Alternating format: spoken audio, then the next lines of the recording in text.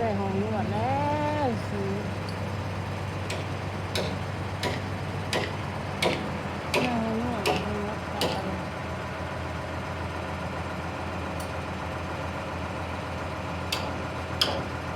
สมเยื่อลังหนึ่งโอ้โห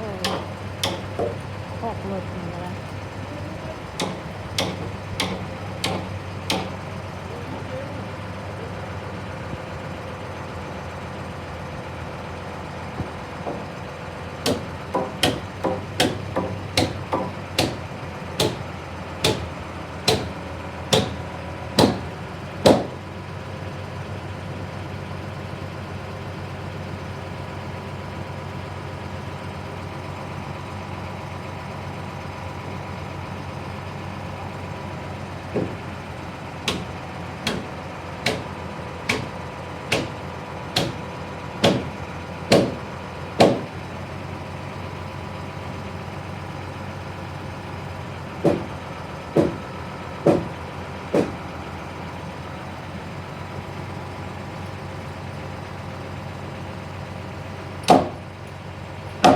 สีเหลืองๆของโซ่หน่อยเถอะ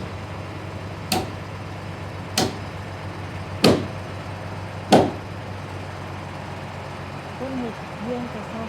คนจ้างกับเขา